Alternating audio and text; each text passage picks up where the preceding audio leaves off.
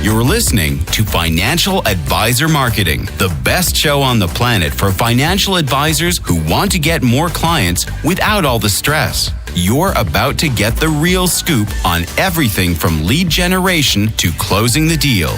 James is the founder of theadvisorcoach.com, where you can find an entire suite of products designed to help financial advisors grow their businesses more rapidly than ever before. Now, here is your host, James Pollard.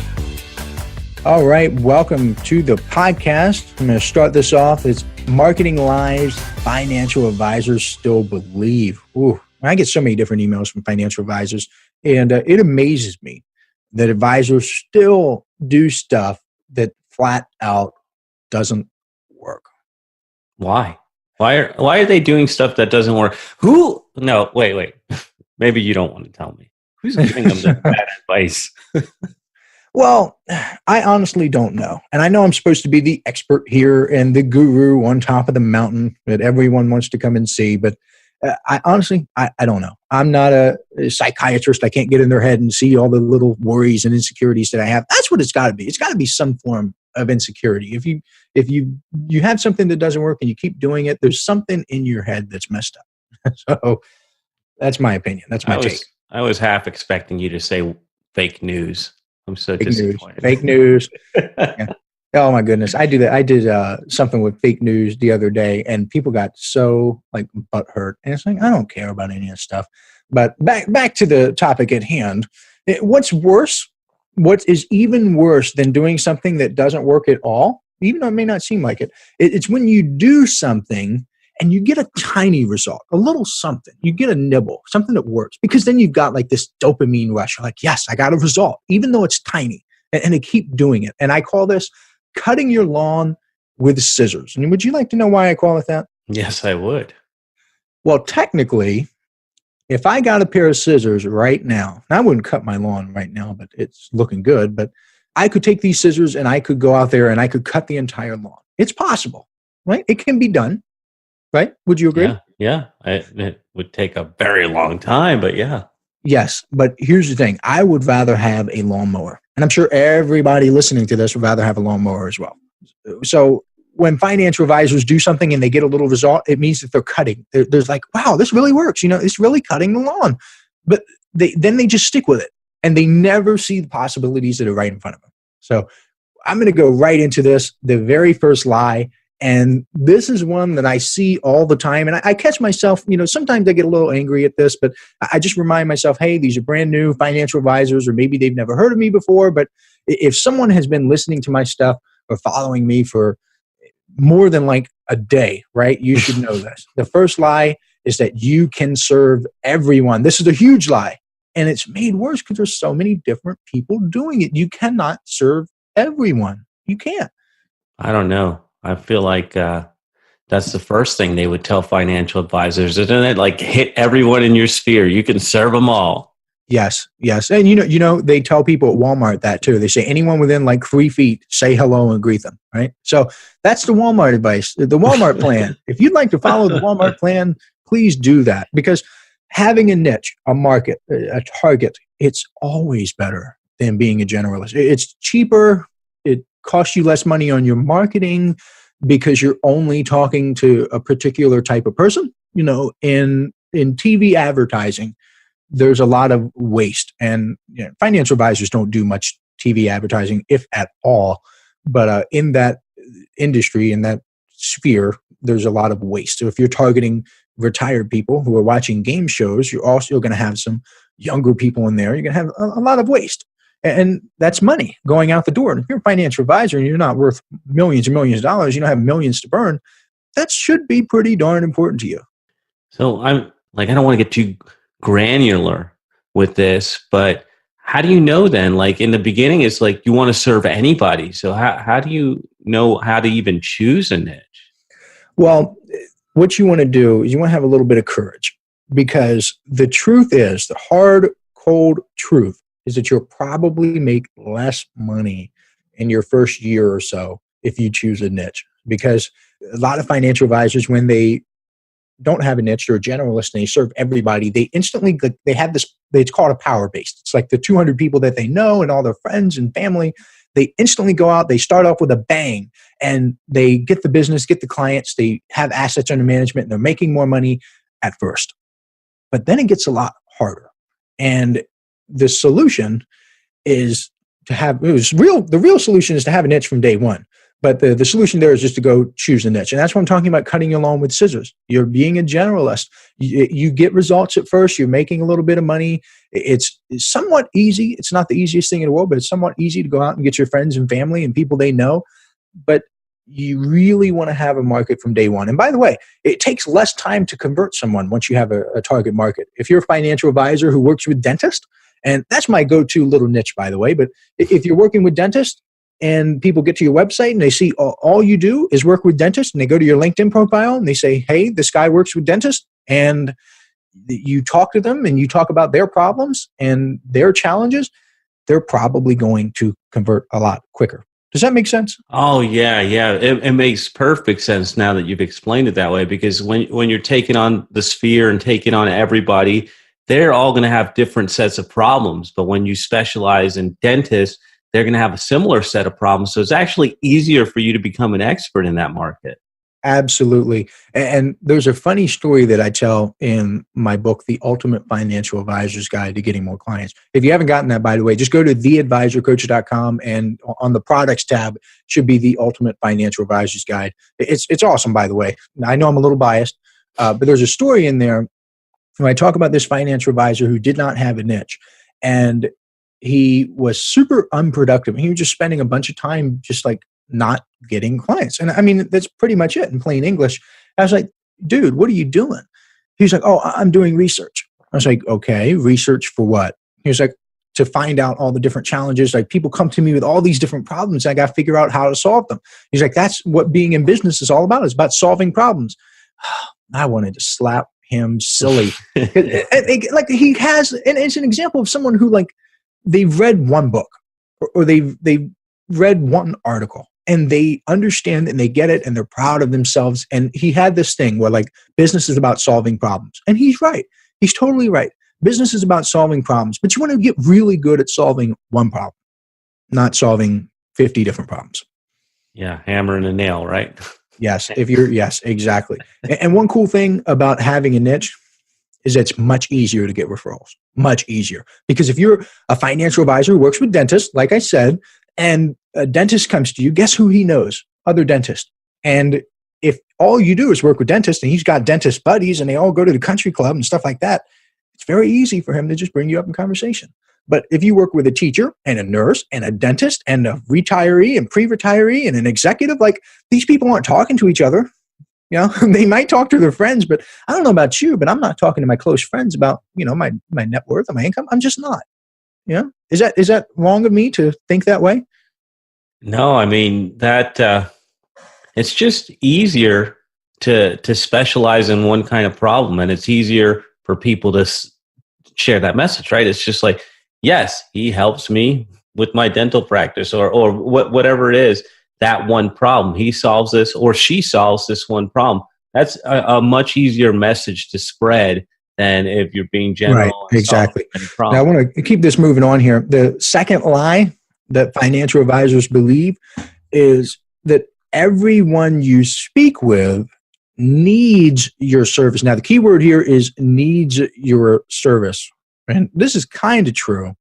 You know, a lot of people do truly need financial planning, but you're going to go broke trying to give people what they need. You want to go after what they want. You want to go after the people who value what you do, and they've demonstrated this. They've demonstrated that they value financial planning, that they value insurance, that they value annuity. So that's very important. You will go broke trying to give people what they need, but you'll get rich giving them what they want.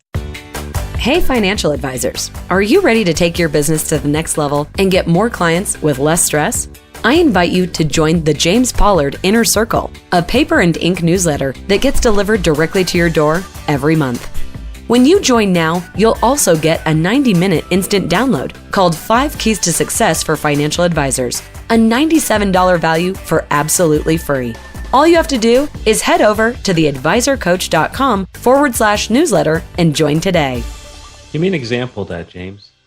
So one example is there are people that get on social media and they share like personal finance posts. Financial advisors will share, I don't know, like a budgeting article.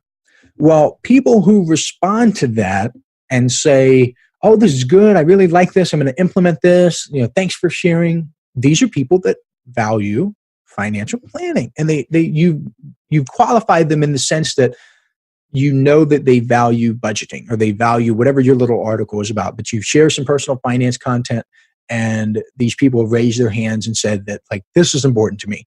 And another example is when financial advisors go after prospects who already have a financial advisor. And a lot of times, these financial advisors who come to me, they say, "Oh, I can't go after that prospect because he or she already has an advisor." Well, I hate to break it to you, but when a prospect has a financial advisor, it's actually one of the best signs you can have. Yeah, that makes perfect sense. Can I go back to that content that you're sharing? For people that are sharing content on social media, would budgeting actually be a flag for somebody that needs financial advice, or would it be more somebody that's looking at investing? Well, see, no, that's just the first example that came to mind. Sure, budgeting can be one, but I guess if you want to get specific about it, it could be investing or like sharing something about a volatile market. I've seen that recently. People sharing something about income investing, dividends, protecting your family, life insurance, whatever your specialty is, you want to engage people with that specialty. It's one of the reasons why I tell financial advisors to share content related to their niche and solving a problem within that niche.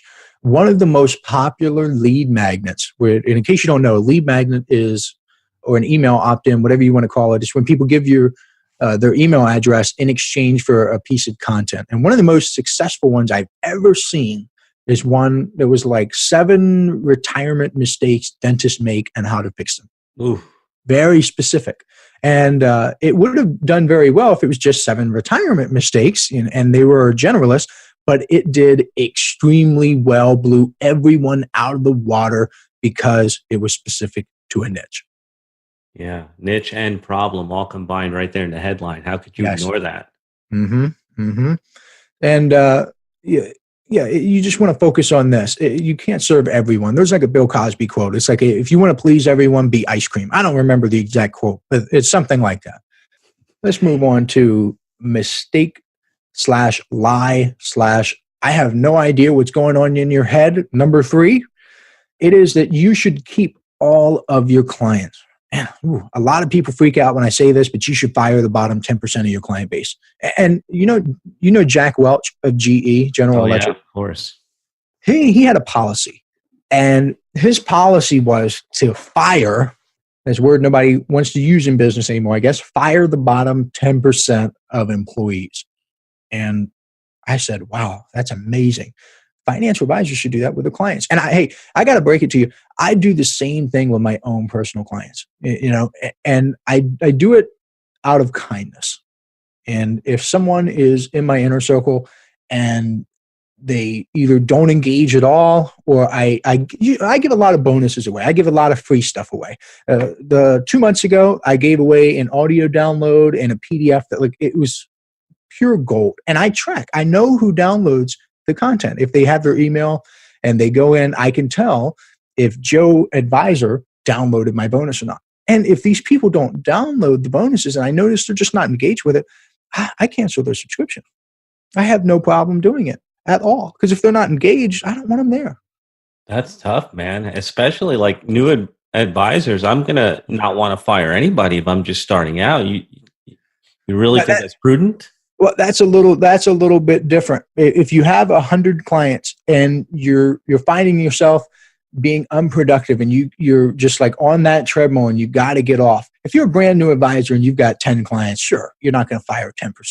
But the majority of this audience is broken up between new advisors and like people who are under a year of experience and people who are above 5. That's like people, for some reason, people in the middle just don't follow me. I've never figured it out. If you're in the middle and you're following me right now, virtual high five to you because you're one of the rare ones. But yeah, I'm talking about the people who have a bunch of clients. And if you have 50, 60, 80, 100, 200 or more, I would bet money that some of those are unprofitable. You got to get rid of them. And what happens is you have an average in business. You have an average revenue per client. You have an average profit per client. And I didn't do too well in my math classes when I was a kid. Didn't do very well in my college calculus classes. I got like a D in it. And I never understood math, but I can do money math, Jonathan. You better. Money math. That's right. I can do money math. I can't do calculus. Algebra is okay. I can do a little algebra, but I can do money math like you wouldn't believe. But here's the thing. You have an average. There are people above that average, and there are people below that average. So, Jonathan, pay attention here. Okay. What happens to the average when you drop the bottom? I would think it goes up. Yep. Bingo. Ding, ding, ding, ding. Winner, winner, chicken dinner. We have a winner here. Yes. Your average goes up. Now, here's the thing. Yeah. When your average goes up, you can now set a policy, whether it's a hard policy written on your walls or something or the soft policy where only just go after people who are your average and above. Because when you go after people who are just your average and above, your average keeps going up. Your average will increase. So when you get rid of the bottom and you add to the top, your average client revenue and your average client profit and all your average numbers goes up. And when that goes up, your income goes up, your business improves. Not complicated stuff. No, pretty simple. Right, exactly. So we're going to wrap up this podcast right here. And I do want to tell you, if you believe any of these lies, they're holding you back. Recap them, please. Yeah, the lies, you shouldn't keep all of your clients. That's a lie. Not everyone needs your service. That's another lie. And you cannot serve everyone. You can't make everyone happy. You're not ice cream. And to prove it to you, I hate ice cream. I can't stand ice cream. So you're not going to please me. You can't please everybody. Yeah, I love a good rocky road now and then. I'm just kidding, guys.